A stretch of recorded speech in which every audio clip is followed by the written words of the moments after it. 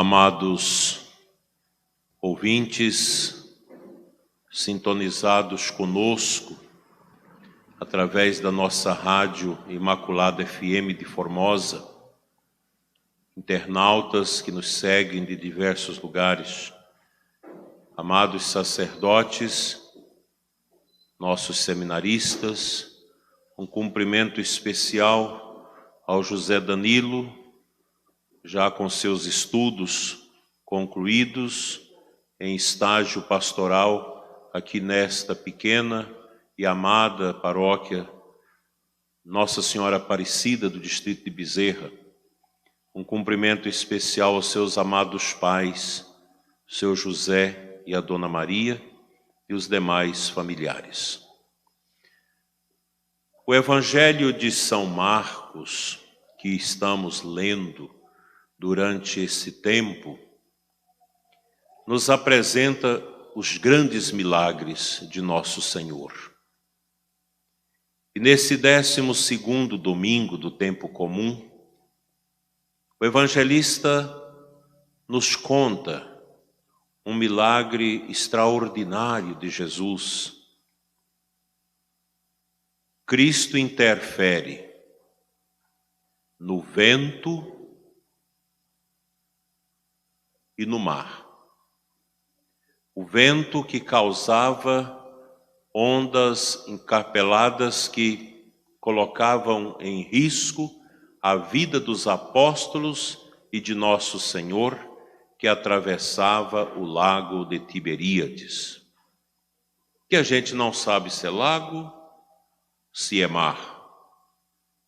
O certo é que aquele lago tem cerca de 11, 12 quilômetros de largura.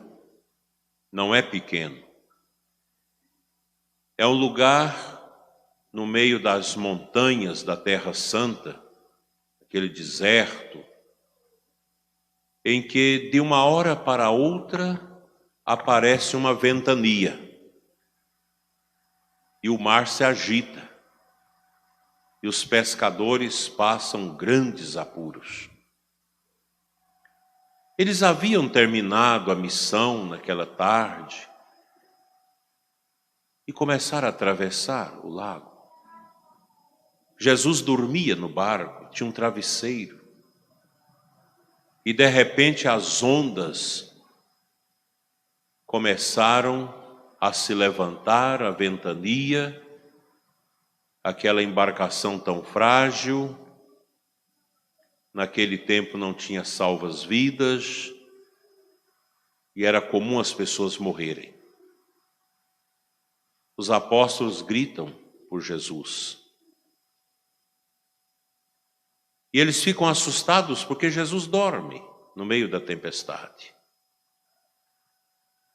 O Senhor para o vento, pede silêncio ao mar e calmaria e tudo passa. E os apóstolos, assustados, perguntam: mas quem é este que para o vento e acalma o mar? E Jesus os censuram na sua pequena fé.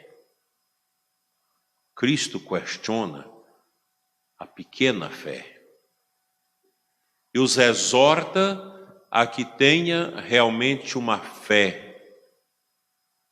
que nós poderíamos chamar de confiança. O crente, a pessoa que crê, precisa confiar. Deus vem em nosso auxílio. Deus cuida de nós. Deus zela daqueles que têm fé. Veja a primeira leitura. Esta grande parábola sapiencial sobre Jó. Os filhos de Jó foram todos mortos numa tempestade. E ele não perdeu a fé. Questionou Deus, mas não perdeu a fé. superou aquela grande dor que veio sobre ele. O salmo que nós lemos, Salmo 106, na missa de hoje, é um salmo também que conta a experiência do povo de Israel no mar, buscando os comércios, as especiarias, e o salmista conta dos pavores do mar, as tempestades e as intervenções de Javé, de Deus, na vida daqueles que enfrentam grandes perigos. O mar é muito bonito, mas o mar também é pavoroso, engole as vidas, destrói as embarcações, faz sofrer as pessoas, quantas e quantas milhares de pessoas que foram tragadas pelo mar, pelas ondas revoltas, pelas ventanias, pelas tempestades terríveis que ocorrem em alto mar. Meus irmãos, nós estamos nesse grande mar da vida. Todos nós caminhamos presurosos em meio de grandes tempestades. Vivemos esses tempos difíceis em que a tempestade do pecado, as tentações do demônio, são como que ondas revoltas que querem nos sucumbir a família, destruir a inocência das nossas crianças, estragar os nossos jovens, tornando-os maliciosos. É um tempo difícil que a gente vê perfeitamente os sinais do falso profeta no mundo. São tantos agentes do falso profeta que quer preparar o caminho para o anticristo, para o antirreino, para o antideus. E nós às vezes vivemos folgados, despreocupados com a vida espiritual, com a nossa comunhão com Deus, e deixamos as coisas muito soltas na nossa vida. E o inimigo vai joeirando a horta da nossa fé, nos estragando a partir de dentro, assim como a nova ordem mundial, essa ideologia famigerada, que há mais de um século vem se preparando para golpear a fé cristã no mundo.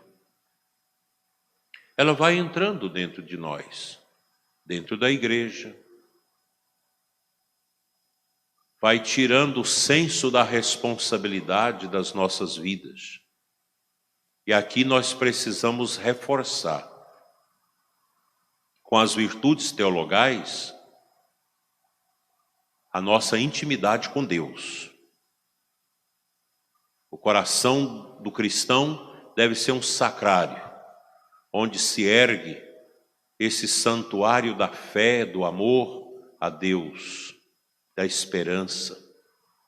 As virtudes teologais, elas nos ajudam no fortalecimento interior para vencermos as ondas fortes. E as virtudes morais, elas nos ajudam a ter a nossa vida intimamente ligada à vida de Cristo, na vivência dele na nossa vida. Os tempos são cruéis, são difíceis, e a gente precisa submeter a nossa vontade à vontade de Deus e conquistar as vitórias de Cristo através da nossa confiança nele. Cristo é Deus. A tempestade acalmada por ele dá aos apóstolos a ciência de que ele é verdadeiramente Deus. É o Criador. porque Cristo age com o Pai na obra da criação. Cristo tem poder. Nos recordamos de Santo Atanásio, no início da igreja, no Oriente, combatendo aquela terrível e famigerada heresia do arianismo, que tinham Jesus como uma criatura evoluída, mas não como divindade. É o perigo dos nossos tempos. Um Cristo ideológico, um Cristo que é modelo de apenas uma profecia social, um Cristo que não incomoda a alma, um Cristo para cuidar das coisas passageiras. Não, o nosso Cristo é Deus, Deus feito homem, encarnado no seio da Virgem Maria, gerado e não criado, consubstancial ao Pai. Cristo é a segunda pessoa da Santíssima Trindade. É o nosso Deus que nos salva, que nos tira das tempestades. O que é a pandemia diante de Cristo? É nada. Ah, mas os que morreram, a gente lamenta e sofre pelas mortes, mas importa morrer em Cristo. Daí que o cristão verdadeiro não teme. O cristão verdadeiro não dogmatiza as coisas do mundo, não submete a sua vontade às vontades deste mundo, mas a Cristo, a única razão de ser da nossa vida. É interessante, prezados irmãos, que a partir do momento que a gente vai crescendo, vai vencendo as dificuldades, a velhice vai chegando, a gente vai entendendo o que é o poder de Jesus, o amor dele por nós. Não podemos desanimar. Nós somos cristãos, filhos da coragem, não do medo. E Cristo é tudo na nossa vida. E nosso Senhor necessita de nós, necessita de homens, de mulheres, para testemunhar o amor dele no mundo e na igreja, para que muitos creiam. Nós vivemos uma escuridão, um tempo esquisito, estranho, mas para os que creem é um tempo de esperança. O demônio tem ganhado almas para o inferno, mas a igreja também tem ganhado muitas almas para Deus, através da missa, da confissão, do trabalho dos sacerdotes. Hoje nós vamos conferir este ministério do acolitato ao nosso seminarista Danilo. É uma etapa para chegar ao diaconato e depois ao presbiterato. Como a igreja precisa de homens sábios, santos, cheios do Espírito Santo. E este tempo, Danilo, que falta para a sua ordenação sacerdotal é um tempo fecundo. O seu trabalho aqui nessa comunidade com o Padre Keyson, esse tempo que Deus está te ensinando a amar o povo, a ter fome de almas para Deus. É um tempo de testemunho, de oração, de humildade, de espera e de grande beleza para a sua alma. É um tempo de deixar Deus esmerilar a sua alma, dar brilho a essa alma, porque o sacerdote precisa ser um luzeiro de Cristo no mundo. A igreja precisa de padres santos, não de padres que querem buscar fama e pregar a si mesmo. O padre deve ser como um João Batista, que desaparece às vezes atrás dos seus paramentos, para que o esplendor do ressuscitado possa cintilar nos olhos da nossa Assembleia, que é a igreja. O sacerdote é chamado a ser o homem da humildade, da pobreza, da entrega total a Deus, o homem da cruz. E a gente precisa preparar, querido seminarista, porque a gente não sabe o que virá para a igreja no futuro. A gente não sabe. A gente sente que alguma coisa está sendo preparada para atacar a obra de Deus. A gente sente isso.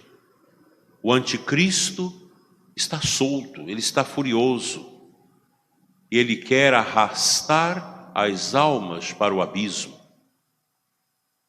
Esse mar revolto, perigoso, representa esse grande abismo. O abismo da morte espiritual, o abismo do pecado, que todos nós precisamos correr dele e pedir sempre a graça divina para nos ajudar a atravessar esse tempo sem perder as nossas vidas nas mãos do mal. Que a Santíssima Virgem Maria, a Senhora Aparecida, Rainha e Padroeira do Brasil, te ajude, meu filho, a se preparar bem para o seu sacerdócio. Conte com a oração do seu José, da Dona Maria, seus pais, que na simplicidade deles deve também te acompanhar com profundas orações. Seus colegas seminaristas, os nossos sacerdotes e o nosso povo. Rezemos, peçamos a intercessão de Nossa Senhora para que a nossa diocese cada vez mais cresça na fé, no amor e que nós tenhamos um clero abençoado e um povo profundamente santificado sob o olhar da Santíssima Virgem, a Imaculada.